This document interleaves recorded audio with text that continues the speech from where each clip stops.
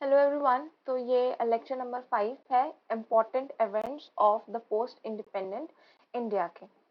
ठीक है, तो चालू करते हैं। हमने पिछली लेक्चर में ये पढ़ चुका था कि राइज ऑफ बांग्लादेश, बेसिकली कि बांग्लादेश कैसे उभर के आया अपना इंडो पाक वॉर के बाद, कैसे इंडिया ने उसकी हेल्प करी अलग अलग सेक्टर्स में, कैसे इंडिया और बांग्लादेश के बीच में करीबन 2 ट्रीटी साइन करी उस वक्त पे। तो हमने ये सब कुछ देखा था कहाँ पे, राइज ऑफ बांग्लादेश में। अब हम देख रहे हैं इमरजेंसी इन इंडिया। तो ठीक है, चालू करते हैं। Emergency in India. After independence India had to face many problems. Looking to the need of such emergent condition, the makers of constitution gave such powers to the central government that it can take effective measures in the time of emergency.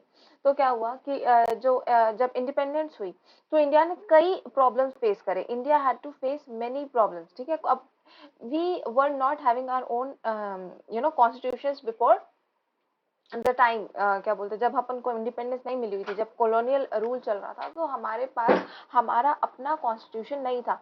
तो ये चीज स्वाभाविक है कि जब हमने अपने देश को खुद से संभालना चालू किया तो प्रॉब्लम्स आई। ठीक है, तो सबसे पहले तो इंडिया को बहुत सारी प्रॉब्लम्स झेलनी पड़ी जैसे ही इंडिपेंडेंस हमको मिली। Looking to the need of such emergent conditions, the maker of constitution gave such power to the central government that it can take effective measure in the time of emergency. ठीक है, तो जब ये जैसे ये need देखी emergent conditions में, मतलब कि जब बहुत इमरजेंसी आती है तो आप हर चीज से पूछ नहीं सकते, या आप हमेशा जिस जिस बंदे ने कॉन्स्टिट्यूशन बनाया है या बनाया था जो भी है, तो आप हमेशा उसके पास नहीं जा सकते हो। इसीलिए ये पावर दी गई किसको, अपने सेंट्रल गवर्नमेंट को ये पावर दी गई। सॉरी, तो सेंट्रल गवर्नमेंट को ये पावर दी गई कि तुम इफेक्टिव मेजर्स ले सकते हो, तुम अपने तरीके अपने हथकंडे अपना सकते हो जब कोई इमरजेंसी आए तो। ठीक है, then what, certain emergency provisions have been made in the constitution of India so that it can use these powers to ensure that the security, integrity and unity of the country is not jeopardized. ठीक है, तो बहुत सी certain emergency provisions, ठीक है, बनाई गई या have been made in the constitution of India. India में बहुत सारी ऐसी इमरजेंसी प्रोविजंस बनाई गई जिनको अब यूज कर सकते हैं, जिन पावर्स को यूज कर सकते हैं इंश्योर करने के लिए क्या, security, integrity and unity of the country. Basically ये सारी चीजों को मेंटेन करने के लिए, ये सारी चीजों को अच्छे से रखने के लिए कई तरह के पावर और इमरजेंसी प्रोविजंस बनाए गए हैं कहाँ पे, कॉन्स्टिट्यूशन ऑफ इंडिया में। Then what? Powers have been given to the President of India to declare emergency in the country under emergent conditions. तो पावर दिया गया है किसको, प्रेसिडेंट ऑफ इंडिया को। प्रेसिडेंट ऑफ इंडिया को ये पावर दिया गया है to declare emergency in the country, कि वो इमरजेंसी डिक्लेयर कर सके कंट्री में अंडर इमरजेंट कंडीशन, जब ऐसे कोई कंडीशंस आए। declare emergency in the country under emergent condition on the advice of the prime minister. Normally these are three situations under which emergency can be declared. तो जब ये पहली बात तो ये कि जो प्रेसिडेंट ऑफ इंडिया है वो किस कभी देश में इमरजेंसी डिक्लेयर कर, उसके पास ये ताकत है कि वो देश में ये बता सकता है या डिक्लेयर कर सकता है कि now it is a condition of emergency. ठीक है, किन कंडीशंस में, जब कोई ऐसी कंडीशंस आती है, जब लिटरली कहीं पे इमरजेंसी होती है, देश में इमरजेंसी हो जाती है, तब ये जो बंदा है, प्रेसिडेंट जो है, वो बता सकते हैं कि हाँ इमरजेंसी हो गई है। किसके एडवाइस पे, सब प्राइम मिनिस्टर के एडवाइस पे, मतलब कि दोनों मिल बांट के काम कर सकते हैं।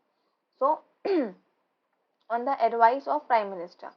Normally there are three situations under which emergency can be declared. अब normally तीन कंडीशंस होती हैं जिसके बीच में इमरजेंसी को तुम डिक्लेयर कर सकते हो। सबसे पहले क्या है, नेशनल इमरजेंसी। सेकंड क्या है, failure of constitutional machinery in the state.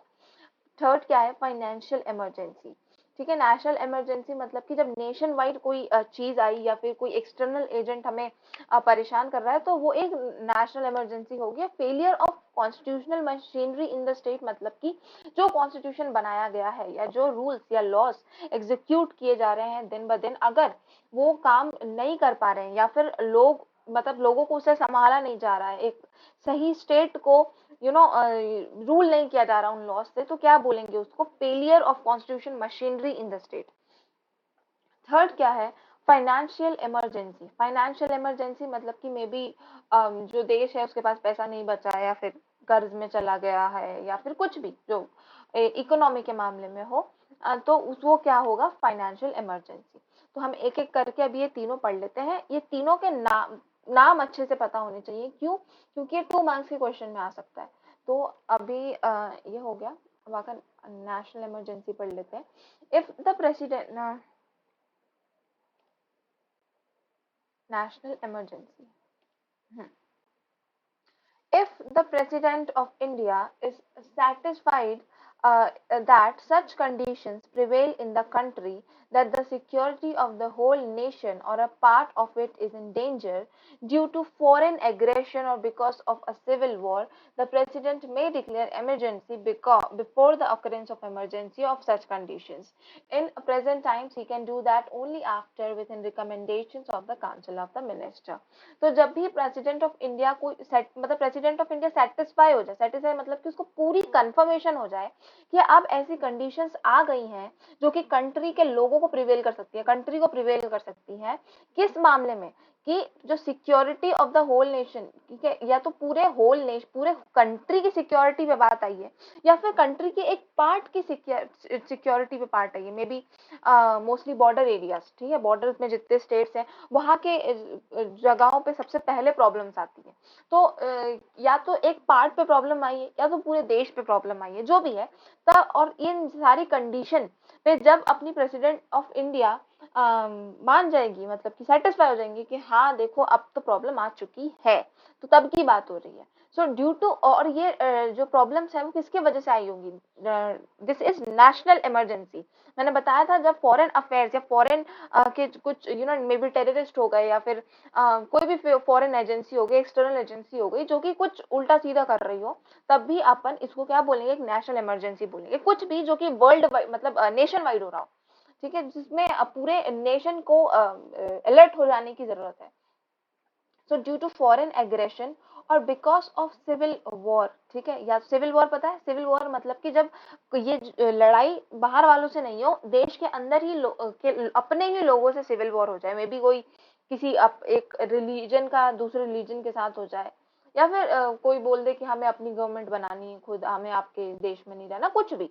जब जब अपने ही लोग हमसे ही, मतलब देश से ही लड़ने लगते हैं, तो उसे क्या कहते हैं? Civil war. तो या तो फॉरेन एग्रेशन मतलब कि बाहर के लोगों ने कुछ कर दिया, या फिर सिविल वॉर हो गई, तो क्या प्रेसिडेंट के पास पावर है कि वो डिक्लेयर कर सकते हैं emergency before the occurrence of emergency of such conditions. ठीक है, मतलब कि अभी कंडीशंस आने वाली हैं, अभी चीजें बिगड़ने वाली हैं, तो उससे पहले वो डिक्लेयर कर सकते हैं कि हाँ अब चीज बिगड़ चुकी है, कुछ टाइम में ऐसी कंडीशंस आ सकती हैं, ये एक स्टेट ऑफ इमरजेंसी है पूरे कंट्री के लिए। Now what? In present times he can do that only after written recommendations of the council of the minister। अगर हम present times की बात करें तो वो सिर्फ ऐसा तभी कर सकता है जब एक written recommendation हो councils of the minister, मतलब कि जितने भी ministers हैं, है ना, मतलब बाकी जो ministers हैं उनसे बातचीत करके ये काम किया जा सकता है कि वो देश को ये बता दे, कौन? प्रेसिडेंट, कि यहाँ पे इमरजेंसी का स्टेट आ गया है। तो ये था क्या? National emergency. नेशनल इमरजेंसी का क्वेश्चन आएगा तो अपन को क्या लिखना है? कुछ भी ऐसी कोई भी ऐसी इमरजेंसी, कोई भी ऐसी प्रॉब्लम जो कि पूरे नेशन वाइड है, और नेशन वाइड है या नेशन की एक जगह पे है, लेकिन अलर्ट होने की जरूरत सबको है। तो इस वजह वो उसे क्या कहेंगे? National emergency. यहाँ पे बोला गया है due any problem, any danger due to foreign aggression और because of a civil war. तो ये दोनों ही कंडीशन बहुत इंपॉर्टेंट है। ये थी अपनी नेशनल इमरजेंसी, है ना। फिर मैं failure of constitutional machinery. When the president is satisfied on the basis of the report of the failure, मतलब अभी अपन दूसरा पढ़ रहे हैं, failure of constitutional मशीनरी के बारे में, when the president is satisfied on the basis of the report of the governor of a state or through any other source that it is not possible to run the state as per the constitutional provisions, in such condition the president can proclaim emergency for avoiding the failure of the constitutional machinery. तो जब कभी भी president को ये feeling आ जाती है, president को ये लगता है कि प्रेसिडेंट सेटिस्फाई मतलब कि क्या, प्रेसिडेंट मान जाती है या मान जाता है कि हाँ ये कोई चीज हो गई है, सो बेसिकली उसको उसको समझ आ रहा है, सारे सबूत हैं उसके पास कि हाँ ये चीज बिगड़ गई है या ये चीज प्रॉब्लमैटिक है। तो जब भी प्रेसिडेंट सेटिस्फाई हो जाती है कि ऑन द किस बेसिस पे सेटिस्फाई होती है, on the basis of report of the government, governor जो स्टेट के हैं या फिर नेशन जो भी है, जो उनको रिपोर्ट देते हैं कि देखो जो अपना कॉन्स्टिट्यूशन तुम जो अपने कॉन्स्टिट्यूशन बनाया है, जो जो लॉस एग्जीक्यूट हो रहे हैं, जो रूल्स लोग फॉलो कर रहे हैं, उससे लोग अब जी नहीं सकते, लोगों को अब उससे प्रॉब्लम है, ये चीज काम नहीं कर रही है। तो ये खबर किसको दी जा सकती है, प्रेसिडेंट को दी जा सकती है, प्रेसिडेंट को रिपोर्ट की जा सकती है, और फिर in such conditions In such conditions, the president can proclaim emergency for avoiding the failure of the constitutional machinery. ऐसे conditions में क्या होगा कि जो president है वो proclaim कर सकती है emergency for avoiding the failure of the constitutional machinery, कि हम किसी तरह से इस constitutional machinery, मतलब ये जो machine basically constitution machine चल रहा है, मतलब basically ये जो चीजें हम follow कर रहे हैं, जिस कॉन्स्टिट्यूशन पे हम सब डिपेंडेंट है, वो चीज फेल नहीं होनी चाहिए, वो किसी तरह हम बचा के रखें। तो इसके लिए जो इमरजेंसी है उसे क्या कहेंगे, फेलियर ऑफ कॉन्स्टिट्यूशनल मशीनरी, और इसे भी कौन डिक्लेयर करेगा, प्रेसिडेंट। ठीक है, it is commonly known as president's rule. ठीक है, उसे क्या बोला जाता है, it is commonly known as president rule. अब हम थर्ड पढ़ेंगे, क्या है ये, फाइनेंशियल इमरजेंसी। ठीक है, if the president is satisfied that there is financial crisis in the country or a part thereof or the credit of the country part thereof is in danger, the he can declare emergency। मतलब कि अगर president ये satisfy हो जाता है, again satisfy मतलब कि उसको संतुष्ट हो जाता है कि हाँ ये चीज हो गई है, तो president is satisfied that there is financial crisis in the country. Financial crisis मतलब कि पैसों की कमी हो गई है पूरे देश में या फिर किसी पार्ट में, किसी एक जगह पे, और देयर ऑफ और the credit of the country is in danger, मतलब कि जो कंट्री का क्रेडिट है वो कहाँ है, अब खतरे में है, तो वो क्या कर सकता है, वो एक इमरजेंसी डिक्लेयर कर सकता है, और पैसों की इस इमरजेंसी को हम क्या कहेंगे, फाइनेंशियल इमरजेंसी। तो ये छोटी छोटी चीजें थी, इसमें पॉइंट जैसा कुछ है नहीं। अपन को सबसे पहले 2 मार्कर क्वेश्चन में ये याद रखना है कि इमरजेंसी कितने टाइप्स की है, और कौन जो है इमरजेंसी डिक्लेयर करता है, कौन डिक्लेयर करता है, प्रेसिडेंट डिक्लेयर करता है with the advice of prime minister. Okay, कितने प्रकार की होती है, national emergency, failure of constitutional machinery, और फाइनेंशियल इमरजेंसी। ठीक है, नेशनल इमरजेंसी में क्या होता है, जब नेशन वाइड या नेशन के किसी पार्ट में फॉरेन अफेयर्स हो जाते हैं या फिर सिविल वॉर होती है, तो क्या होता है, नेशनल इमरजेंसी होती है। Failure of constitutional machinery in the state, जब जो कॉन्स्टिट्यूशन है वो फेल होने वाला होता है, तो उसके लिए इमरजेंसी बोल सकती है प्रेसिडेंट, बोल सकता है president. Then what, financial emergency, अगर फाइनेंशियल इमरजेंसी, अगर पैसों के क्राइसिस हो जाते हैं तो हम फाइनेंशियल इमरजेंसी बोल सकते हैं उसको। Fine, now what, emergency in India. ठीक है, अब हम इंडिया के अगर इमरजेंसी की देख लें, national emergency was declared in India thrice so far during Chinese aggression from 26th October 1962 to 10th January 1968। तो जो नेशनल इमरजेंसी थी इंडिया में वो 3 बार डिक्लेयर हुई थी अभी तक। So national emergency was declared in India thrice अभी तक सो फार। ड्यूरिंग, सबसे पहले कहा, ड्यूरिंग चाइनीज एग्रेशन। ठीक है, जब चाइनीज के साथ जो है हमारे संबंध बदल गए थे और वो किसी तरह हमारे जमीनों को हथियाने की कोशिश कर रहा था, तब फ्रॉम और ये कब हुआ, from 26 October 1962 to 10 January 1968। Just see the years, 1962 from 1968, huge time. Okay, so this was the first time। Pakistan aggression from 3rd December 1971 to 21 March 1977।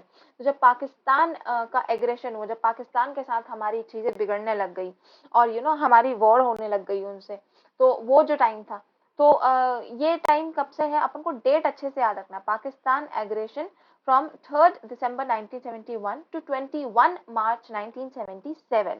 Again, look at the years. Emergency was declared on 25th June 1975 due to internal disturbance। एक और अभी तो ये दो emergency हो गई, Chinese aggression, एक Pakistan aggression, और तीसरी क्या है, emergency was declared on 25th June 1975 due to internal disturbance. Internal disturbance के कारण इमरजेंसी हुई थी, डिक्लेयर करी गई थी। कब? 25 जून 1975 को। अगेन अपन को अच्छे से याद रखना है, ये सब जो डेट है वो अच्छे से याद रखनी है। फाइन। तो ये चीजें हो गई। ये थी तीसरी emergency. Now failure of constitutional machinery in a particular state, such emergency and president rule in that state was declared many times in state। जो ये failure of constitutional machinery in a particular state, not in a whole country but in a particular state, जो है ये emergency कई बार हुई है, और president का रूल कई बार हुआ है, बहुत बार हुआ है, ये इश्यूज बहुत बार आए हमारे स्टेट्स में। ठीक है। Then what? No emergency has been declared till now due to financial crisis। समझ में आ गया क्या कि नेशनल इमरजेंसी 3 बार हुई है, एक बार पाकिस्तान क्राइसिस, एक बार चाइनीज क्राइसिस, एक बार emergency due to internal disturbance. ठीक है। और जो फेलियर ऑफ कॉन्स्टिट्यूशनल मशीनरी है, ये जो क्राइसिस है ये कई बार हुए हैं। ठीक है। पर्टिकुलर स्टेट में ये इमरजेंसी जो है कई बार हुई है। देन व्हाट, जो फाइनेंशियल क्राइसिस की इमरजेंसी है वो अभी तक नहीं हुई है। ठीक है। तो ये याद रखना है अपन को, इंडिया में कितने इमरजेंसीज हुए, क्या हुए, तो अच्छे से याद रखना है इसको, है ना। और सबसे इम्पोर्टेंट है नेशनल इमरजेंसीज की डेट्स। जैसे कि चाइनीज अग्रेशन कब हुआ, 26 अक्टूबर 1962 से 10 जनवरी 1968 तक। फिर 3rd दिसंबर पाकिस्तान एग्रेशन 3rd दिसंबर 1971 से 21 मार्च 1977। ठीक है। और जो इंटरनल डिस्टर्बेंस हुए थे वो कब हुए थे, 25 जून 1975 को। ठीक है ना। तो यहाँ तक तो कोई पॉइंट्स नहीं थे, अब आगे देख लेते हैं। The fundamental rights of citizens are affected when emergency is declared। तो जो फंडामेंटल राइट्स होते हैं सिटीजन्स के, वो अफेक्ट होते हैं जब भी इमरजेंसी डिक्लेयर की जाती है। It also affects the autonomy and freedom to the state. ये it also affects the autonomy and freedom to the state. Autonomy मतलब कि क्या? ऑटोनॉमी मतलब कि जो सेल्फ गवर्निंग पावर है, जो एक तरीके से देखा जाए फ्रीडम है, तो वो जो ये भी स्टेट्स की अफेक्ट होती है इन सब चीजों में। The power of the central government increases. और सेंट्रल गवर्नमेंट की जो पावर है वो इंक्रीज होती है। ठीक है। क्यों? क्योंकि मे बी देखो, there is a central government sitting in a particular state. ठीक है। पर्टिकुलर स्टेट मतलब कि in the whole nation there is one central government and there are many state government. ठीक है। और स्टेट गवर्नमेंट तो देखो कहीं फेल होती है, कहीं नहीं होती है। इंडिया जैसे बड़े देश में तो ये चीजें आम बात है। ठीक है। तो जब ऐसा कुछ भी होता है तो ये ऑब्वियस सी बात है कि कंट्रोल किसके पास चला जाएगा, सेंट्रल गवर्नमेंट के पास चला जाएगा। और सेंट्रल गवर्नमेंट मोर पावरफुल हो जाएगी जब तक उनके कॉन्स्टिट्यूशन को संभाल नहीं लिया जाता है। The center acquires the right to prepare law in a subject incorporated in the state list। तो जो सेंटर है that acquires the right, ठीक है, उसके पास ये राइट आता है, उसके पास ये हक है to prepare law in a subject, मतलब उस कंडीशन में या उस स्टेट में वो लॉ बना सके। ठीक है। क्या हुआ है, मतलब जितने भी प्रॉब्लम्स हुई हैं, सब्जेक्ट या सब्जेक्ट्स मतलब कि एक कंडीशन या बहुत अलग अलग कंडीशन, बहुत अलग अलग विषयों पे वो लॉ बना सकती है। कौन? Central government incorporated in the state list. ठीक है। और ये जो कंडीशंस है वो स्टेट लिस्ट में होनी चाहिए। The centre gives direction to the state. जो सेंटर है वो स्टेट को डायरेक्शन देता है ना। On the basis of the report of the governor, the president declared such emergency. तो ये प्रेसिडेंट जब कोई भी इमरजेंसी डिक्लेयर करता है तो वो किसके रिपोर्ट पे देता है, किसके बेसिस पे देता है? Report of the governor. जो गवर्नर रिपोर्ट देगा उसके बेसिस पे ये इमरजेंसी की जाती है।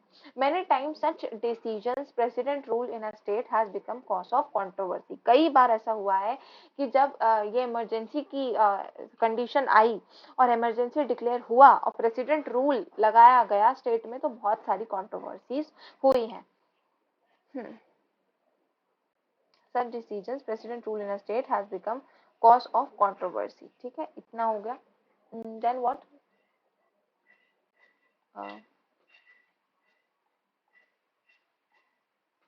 Normally, emergency provisions have been used in the national interest. However, the most controversial decision was the declaration of emergency on 25th June 1975। तो इसमें लिखा है कि नेशनल इमरजेंसी जो है वो मोस्टली नेशनल इंटरेस्ट में की जाती है, मतलब कि देश की भलाई के लिए की जाती है, देश के फायदे के लिए की जाती है। लेकिन जो बहुत ही कंट्रोवर्शियल डिसीजन साबित हुआ वो क्या था? Declaration of emergency on 25th जून 1975। ये काफी कंट्रोवर्शियल डिसीजन था।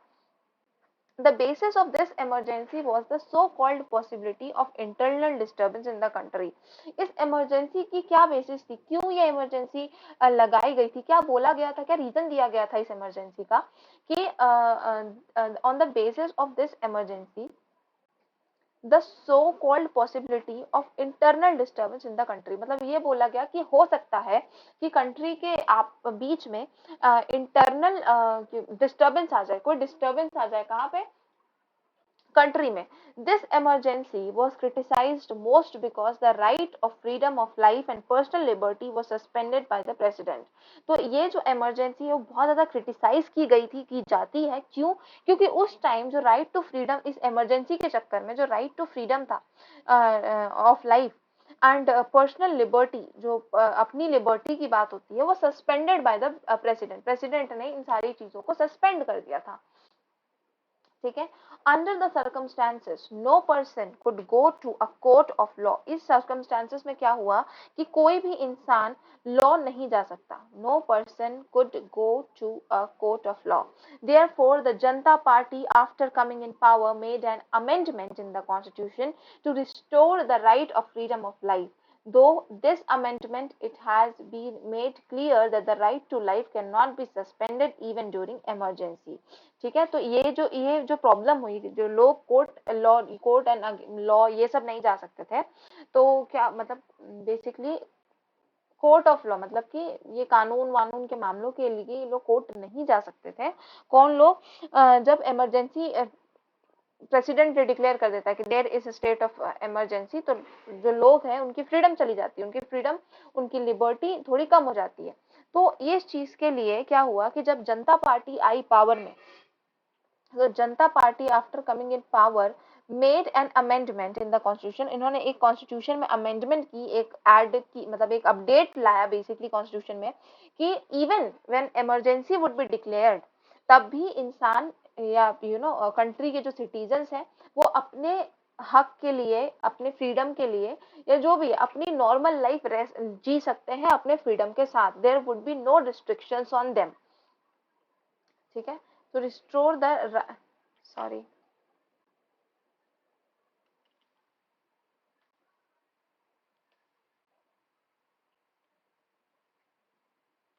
why it's not working?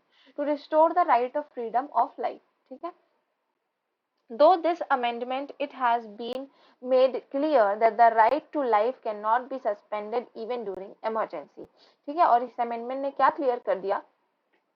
This amendment, it has been made clear that the right to life cannot be suspended even during emergency। मतलब कि अगर emergency भी होती है तो भी हम ये सॉरी,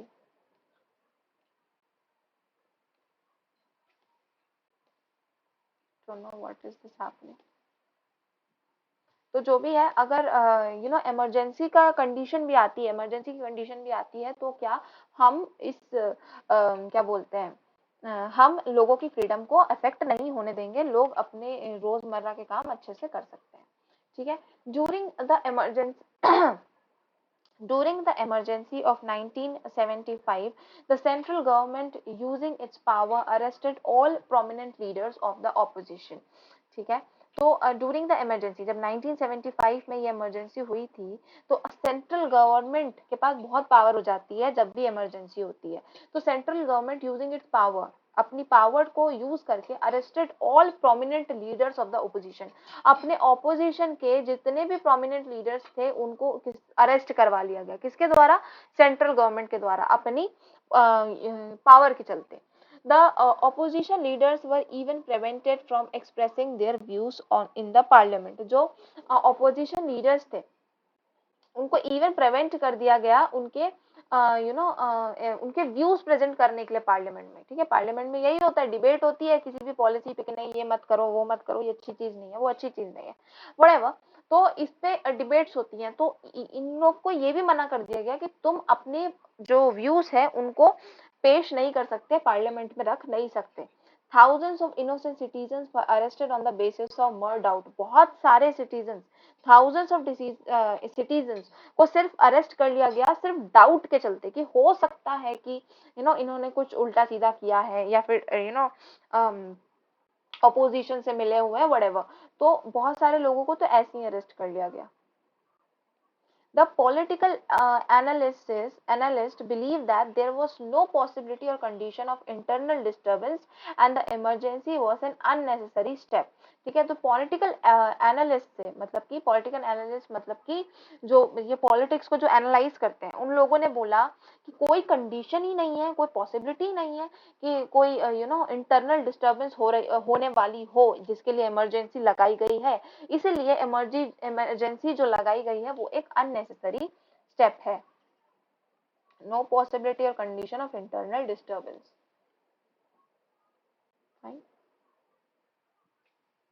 तो अपन इसके नोट्स लिख लेते हैं। सबसे पहले क्या,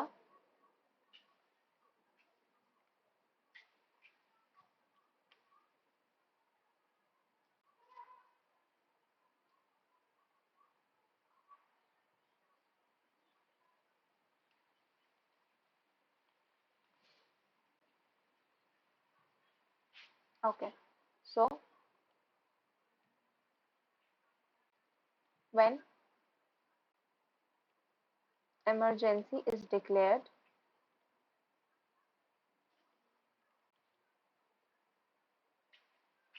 it affect the freedom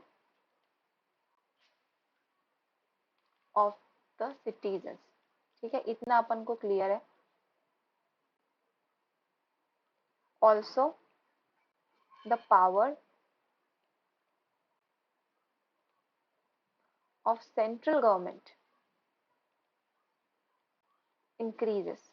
ठीक है, कभी भी जब इमरजेंसी लगती है ना। सो और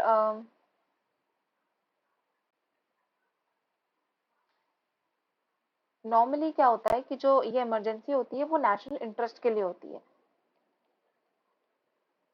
normally this emergency is for national interest.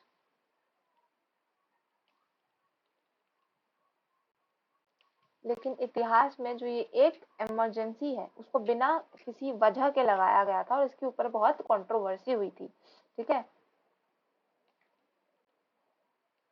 But declaration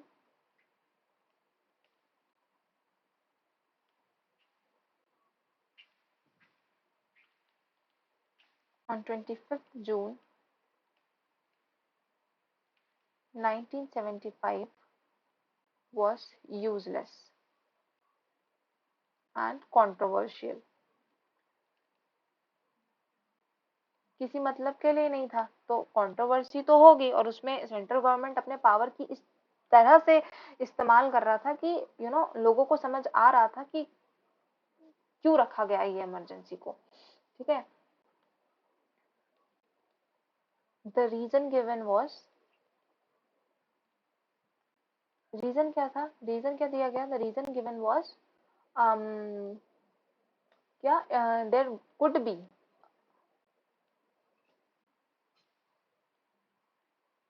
internal difference, internal disturbance in country.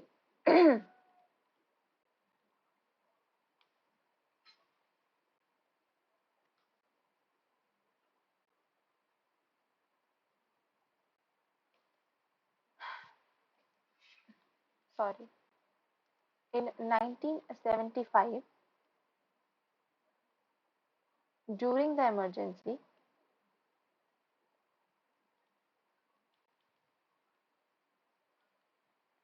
the central government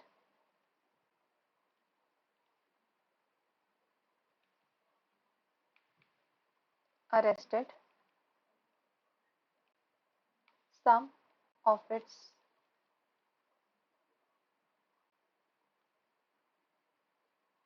opposition leaders.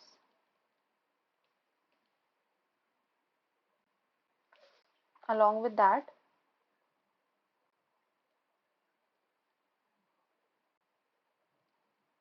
also government restricted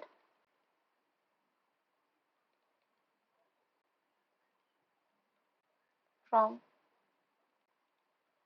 presenting the view of opposition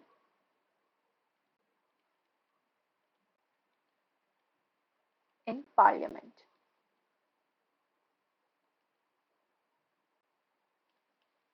ठीक है, तो गवर्नमेंट ने ये भी रिस्ट्रिक्ट कर दिया था कि कोई व्यू एक्सप्रेस नहीं किया जाएगा ऑपोजिशन के द्वारा पार्लियामेंट में।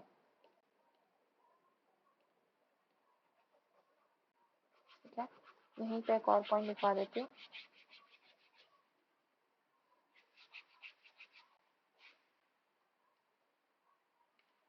Thus,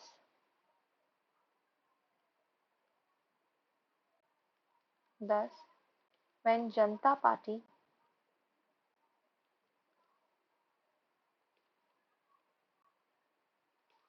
came to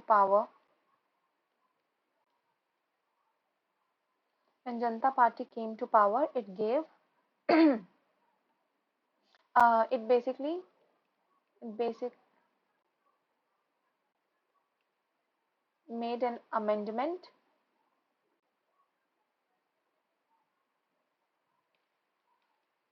in the constitution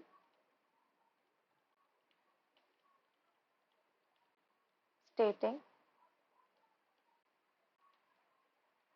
that people can have their freedom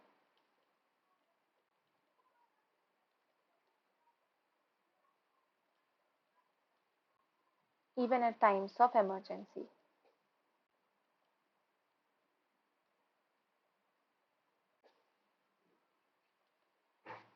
है ना? ठीक है, अब अपन आगे बढ़ते हैं।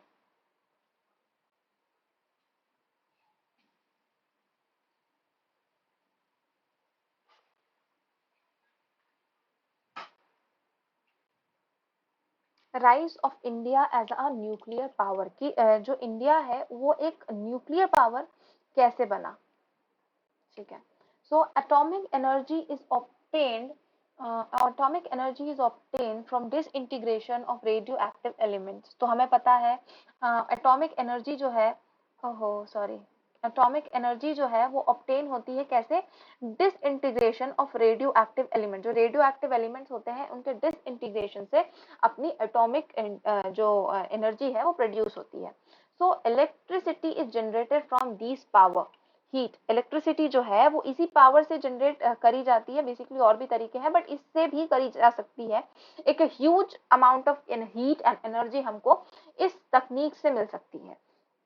यूरेनियम, थोरियम, प्लूटोनियम और मेन रेडियो एक्टिव एलिमेंट्स। ठीक है, तो ये भी याद रख ही लेना, साइंस में भी आएगा ही तो रख लेना याद। Uranium, thorium, plutonium are main radioactive elements, ठीक है, जो कि बेसिकली एटॉमिक एनर्जी के लिए यूज की जाती है। Energy exist in latent form in these elements, energy exist in latent form in these elements का क्या मतलब है कि एनर्जी बस उनके अंदर एग्जिस्ट करती है लेटेंट फॉर्म में, मतलब कि अभी शांत फॉर्म में, ठीक है, वहीं पे फंक्शन होता रहता है जो होता है, और उसको अपन यूज कर लेते हैं in a massive form. According to an estimate, the quantum of energy that can be produced by 1 kilogram uranium is equivalent to the energy that can be generated from 2,700 tons of coal. So this is a very big thing कि अगर तुम्हारे पास एक kg uranium है, according to the estimate, the quantum of energy that quantum of energy के द्वारा ये बोला गया है, basically estimate लगाया गया है कि 1 किलोग्राम से, यहाँ पे लिख देती हूँ मैं, कि 1 किलोग्राम यूरेनियम इस से जो एनर्जी निकाली जाती है is equivalent to the energy that can be generated from 27,000 tons of coal, ठीक है, 27,000 tons of coal, so it is not a small thing. Uranium is very valuable element, और इसी वजह से यूरेनियम जो है वो काफी वैल्यूएबल एलिमेंट है।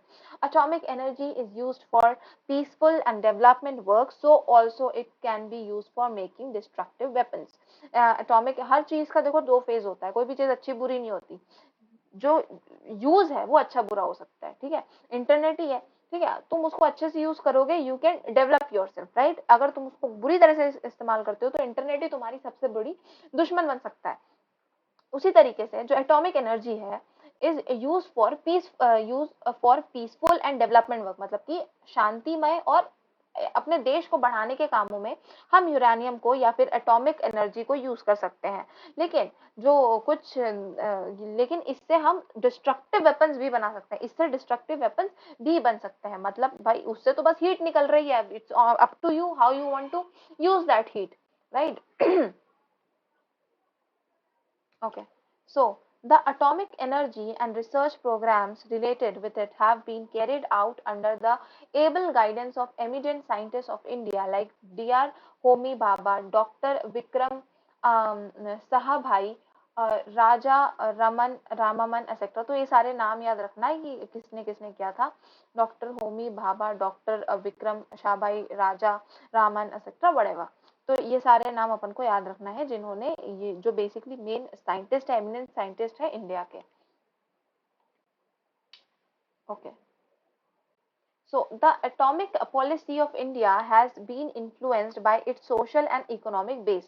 तो atomic policy जो है इंडिया की has been influenced by its social and economic base. Right after the achievement of independence, India has been making efforts in the direction of putting to use the atomic energy for peaceful purpose. जैसे ही हमें independence मिली थी, achievement of independence, India ने efforts लगाना चालू कर दिया था किस डायरेक्शन में, एटॉमिक एनर्जी के डायरेक्शन में, for peaceful purposes. Atomic energy act 1940 तो क्या बना इसके ऊपर, फिर एटॉमिक एनर्जी एक्ट बना 1948 में, and atomic energy commission were the pioneering steps in this direction. और एटॉमिक एनर्जी कमीशन जो थे were the pioneering steps in this direction, ठीक है। तो ये एक तो एटॉमिक एनर्जी कमीशन हुई, एटॉमिक एनर्जी एक्ट बना, कब बना, 1948 में। बहुत इंपॉर्टेंट है कब बना एटॉमिक एनर्जी एक्ट, 1948 में। The technological advancement in the direction of atomic energy development was made with the setting up of Tata institute 1945। तो जो टेक्नोलॉजिकल एडवांसमेंट है, जो टेक्नोलॉजिकल एडवांसमेंट है एटॉमिक एनर्जी के डायरेक्शन में, ठीक है, उसके डेवलपमेंट है एटॉमिक एनर्जी के डेवलपमेंट में, ये कब बना, कब चालू हुआ, टाटा इंस्टीट्यूट के जब सेटअप हुआ था टाटा इंस्टीट्यूट 1945 में, तब से बेसिकली डेवलपमेंट या टेक्नोलॉजिकल एडवांसमेंट चालू हुई। और साथ ही भाभा एटॉमिक एनर्जी सेंटर भी बना कब, 1957 में। इन द ईयर 1956, ठीक है, तो जब ये जो साल चल रहा था अपना 1956, अप्सरा रिसर्च रिएक्टर वो set up, and in the year 1969 the Tarapur atomic energy centre वो एस्टैब्लिश। तो 1956 में क्या हुआ, अप्सरा रिसर्च रिएक्टर सेटअप किया गया, और 1969 में तारापुर एटॉमिक एनर्जी सेंटर को एस्टैब्लिश किया गया, ठीक है। अब ये सारे डेट्स अपन को अच्छे से याद रखना है। This was the basically where I was. This was the first center this was the first centre for commercial use. तो ये जो था तरापुर एटॉमिक एनर्जी 1969 में जो बनाया गया, ये बेसिकली पहला सेंटर था कमर्शियल यूज का। Other atomic energy centre set up in India are at, तो ये जो अदर एटॉमिक एनर्जी सेंटर्स हैं जो कि इंडिया में बनाए गए, वो कौन कौन से हैं? तरापुर जो कि महाराष्ट्र में है, कोटा जो राजस्थान में है, कलपकम जो कि तमिलनाडु में है, नरोरा जो कि उत्तर प्रदेश में है, नकरापर जो कि गुजरात में है, एंड कायगा और कायगा, ठीक है। Then India had achieved the technology of atomic energy development in 1980। India ने जो ये टेक्नोलॉजी अचीव करी एटॉमिक एनर्जी डेवलपमेंट में की, वो कब अचीव करी? 1980 में। digging out atomic fuel to separate it and convert it into uranium। तो digging out atomic fuel, ठीक है, atomic fuel पे सबसे पहले निकाला गया, to separate it and convert it into uranium, ठीक है, उसको यूरेनियम में बदला गया। making fuel out of it, ठीक है, बेसिकली यूरेनियम ही अपना फ्यूल है। Production of heavy water manufacture reactor, ठीक है, तो production of heavy water manufacture reactor, development of all the processes of the fuel, development of all the process of the fuel and waste management। in all these processes India had achieved competence, ठीक है। तो ये जितनी भी यहाँ पे चीजें बताई गई, सबसे पहले तो ये यूरेनियम मतलब फ्यूल, जो जमीन से फ्यूल निकाल के उसको यूरेनियम में कन्वर्ट करना है, इसको बेसिकली यूरेनियम बनाना। Then heavy water manufacturing reactor को बनाना, जो फ्यूल को अच्छे से प्रोसेस करना, उसको अच्छे से डेवलप करना, वेस्ट मैनेजमेंट करना। और इन सारे ही प्रोसेसेस में अगर देखा जाए तो इंडिया ने एक अच्छी सक्सेस अचीव करी है। इंडिया ने ये सारी चीजें बहुत ही बखूबी निभाई है, ठीक है। तो इतने का पॉइंट, इतने का वो लिख लेते हैं notes.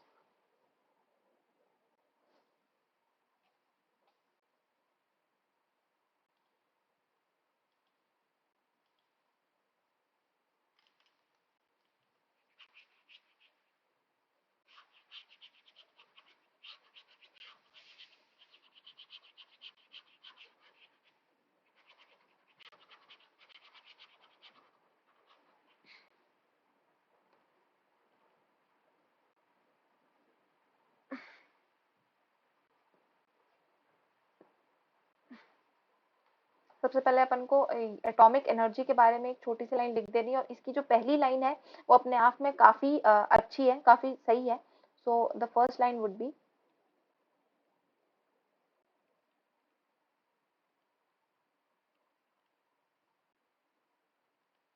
atomic energy is obtained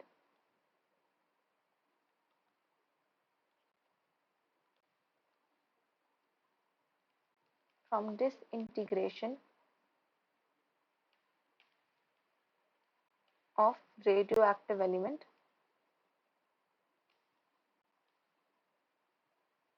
ठीक है। अब इसके एग्जाम्पल क्या है? Such as uranium, thorium,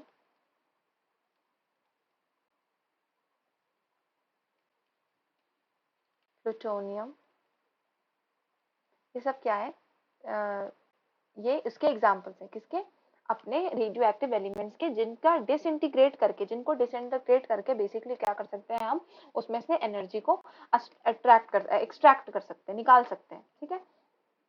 now what, यहाँ पे एक एग्जाम्पल दिया हुआ है, ठीक है। ये पॉइंट में लिखने की जरूरत नहीं है, किसी को बताने की जरूरत नहीं है, पर याद रखोगे तो अच्छी बात है कि 1 किलोग्राम यूरेनियम से जो एनर्जी निकल सकती है वो 27,000 टन ऑफ कोल से जो एनर्जी निकलेगी उसके इक्वल है। तो ये याद रखना, ठीक है।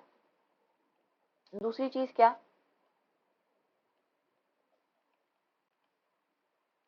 एटॉमिक एनर्जी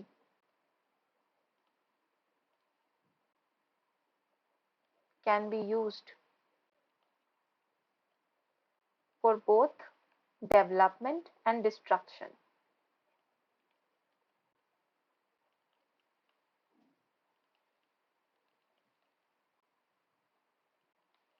है ना। पता ही हमें कि एटॉमिक एनर्जी जो है ये दोनों ही तरीकों से इस्तेमाल करी जा सकती है, हमारे देश को डेवलप करने के लिए भी और न्यूक्लियर बॉम्ब्स बनाने के लिए भी, बेसिकली हमारे देश के प्रोटेक्शन के लिए भी, ठीक है। और यू नो बॉम्ब्स बनाने के लिए भी, मतलब कि मैं क्या कह रही हूँ कि इन बॉम्ब्स का इस्तेमाल हम किसी भी तरीके से कर सकते हैं, बेसिकली अपने देश को बचाने के लिए, किसी पे हमला करने के लिए, या फिर कोई देश हम पे हमला करने के लिए, कुछ भी हो सकता है, ठीक है। तो this is a very you know harmful thing, बहुत ही खतरनाक चीज है, बट उसके साथ ही अगर हम उसको अच्छे से यूज करेंगे तो ये हमें डेवलपमेंट में हेल्प करेगी, ठीक है। देन व्हाट, अपन को ये जो साइंटिस्ट है ना, यहाँ पे एक पॉइंट दिया हुआ है, the atomic energy and research programs related with it have been carried out under the able guidance of eminent scientist of India like doctor Homi Bhabha, doctor Vikram Sarabhai, Raja Raman etcetera, ठीक है। तो ये बहुत ही ज्यादा प्रोमिनेंट साइंटिस्ट है जिन्होंने हमारी हेल्प करी है अपने इसमें, इन प्रोग्राम्स में। तो इनका नाम अच्छे से याद रखना है अपन को, यही अच्छे से पिंक बॉक्स में दिया है तो मैं नहीं लिख रही हूँ अभी पे। हम आगे देखते हैं। सो क्या इंपॉर्टेंट पॉइंट्स थे यहाँ पे, जब इंडिया की बेसिकली पॉलिसी कैसे चालू हुई, मतलब कि इंडिया ने ये एटॉमिक एनर्जी को कब चालू किया बेसिकली, तो कब हुआ ये सब, कि पहले तो हमें इंडिपेंडेंस मिली तभी से हमने ये सारी चीजें चालू कर दी थी किसी तरह एटॉमिक एनर्जी को एक्सट्रैक्ट करने की। लेकिन एक्ट वगैरह कब बना, कमीशन कब बना, वो हम देख लेते हैं। सो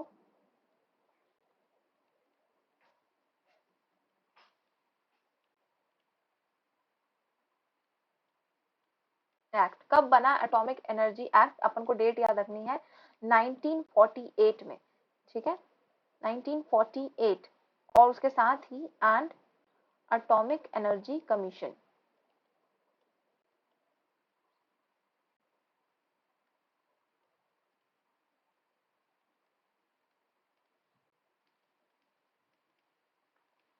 was the big steps,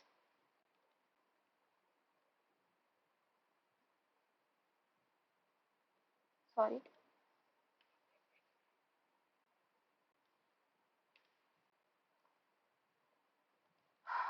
were the big steps in this direction, है ना। दूसरी चीज क्या हुई थी, सबसे पहले तो ये हो गया। अब ना कुछ डेट्स हैं जो कि बहुत ज्यादा इंपॉर्टेंट है, ठीक है। जैसे कि जो 1945 में क्या हुआ, टाटा इंस्टीट्यूट बना, तो ये बहुत इंपॉर्टेंट चीज है, ठीक है। 1945 में क्या हुआ, टाटा इंस्टीट्यूट बना।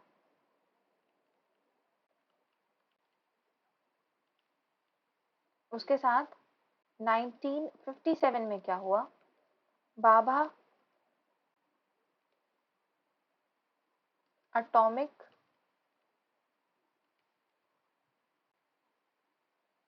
एनर्जी सेंटर, है ना। फिर 1956 में क्या हुआ, अप्सरा रिसर्च सेंटर,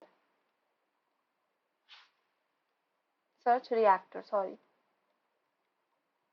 ठीक है। 1969 में तारापुर एटॉमिक एनर्जी सेंटर,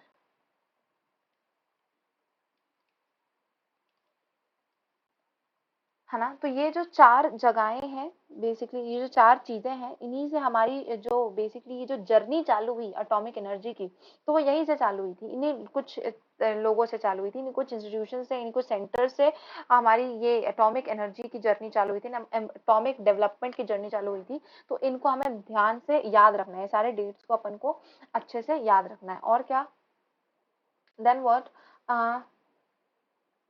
हाँ, और जो कुछ और एटॉमिक सेंटर्स बने थे, other atomic energy centre setup in India, ये सब भी याद रखना, ठीक है। महाराष्ट्र में क्या है, तरापुर है, राजस्थान में क्या है, कोटा, तमिलनाडु में क्या है, कलपाकम, ठीक है। उत्तर प्रदेश में क्या है, नरोरा, गुजरात में क्या है, कलरापर, और फिर क्या है, कायगा, ठीक है। तो ये सब याद रखना है। और फिर लास्ट में ये जो 1980 का डेट है, India achieve the technology of atomic energy development in 1980, तो इस डेट को भी याद रख लो, 1980 India achieved the technology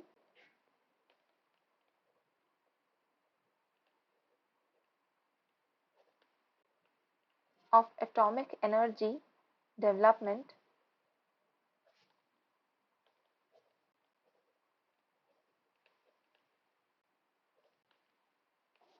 in 1980। Basically वो तो मैं लिख ही चुकी हूँ। ठीक है, तो बेसिकली इंडिया ने अपनी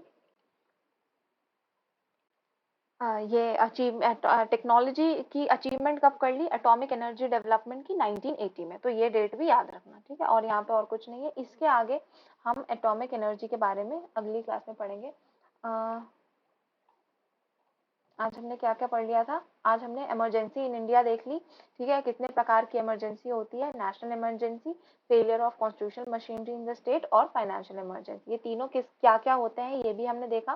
साथ ही में हमने देखा कि इमरजेंसी इन इंडिया मतलब कि इंडिया में किस तरह की इमरजेंसी आई थी, कब कब आई थी, ठीक है। तो हमने देखा कि नेशनल इमरजेंसी 3 थी, और जो कौन कौन सी थी वो 3 emergency? Chinese aggression, Pakistan aggression, और 25 जून 1971 को जो इंटरनल डिस्टर्बेंस के कारण करी गई थी वो इमरजेंसी। और कॉन्स्टिट्यूशनल मशीनरी की जो फेलियर ऑफ कॉन्स्टिट्यूशनल मशीनरी, ये जो इमरजेंसी तो कई बार होती रहती है। और फाइनेंशियल क्राइसिस की अभी तक कोई इमरजेंसी नहीं आई है। तो हमने ये सब कुछ देखा। Then rise of India as a nuclear, हाँ, और एक और चीज हमने देखी थी कि जो 25 जून 1975 को जो इमरजेंसी लगाई गई थी वो बेसिकली सेंसलेस थी। इसको किसका कोई सेंस नहीं था। इसमें सेंट्रल गवर्नमेंट ने अपने पावर का मिसयूज करना चालू कर दिया था, अपोनेंट्स को अरेस्ट करवाना चालू कर दिया था, उनके व्यूज को प्रकट करने की जो उनकी फ्रीडम थी उसे छीन ली गई थी। इस वजह से जनता पार्टी ने क्या किया, जब वो पावर में आई तो ये इंश्योर किया, एक अमेंडमेंट लाई कॉन्स्टिट्यूशन में, कि even if the state is in emergency और कंट्री इज इन इमरजेंसी, लोगों के इंटरनल फ्रीडम पे कोई अफेक्ट नहीं आएगा। Rise of India as a nuclear power, हमने देखा कि न्यूक्लियर एटॉमिक एनर्जी क्या होती है, क्वांटम बेसिकली एटॉमिक एनर्जी की क्या पावर है, एटॉमिक एनर्जी को डेवलपमेंट और डिस्ट्रक्शन दोनों के लिए यूज किया जा सकता है। एंड हमने उन साइंटिस्ट का नाम देखा जो कि बहुत ही प्रोमिनेंट रोल प्ले किया जिन्होंने इस एटॉमिक एनर्जी को हमारे कंट्री में लाने के लिए। सेकेंडली हमने और क्या देखा, हमने ये देखा कि कब बेसिकली कौन कौन से सालों में हमारे यहाँ अलग अलग एटॉमिक एनर्जी के जो है सेंटर्स बने, रिएक्टर्स बने, ठीक है। और उसके साथ ही हमने देखा कि 1980 को जो है हमें हमारे पास वो टेक्नोलॉजी आ गई, हमने वो टेक्नोलॉजी अचीव कर ली एटॉमिक एनर्जी डेवलपमेंट की, ठीक है। तो इसके आगे हम अगले वीडियो में देखेंगे।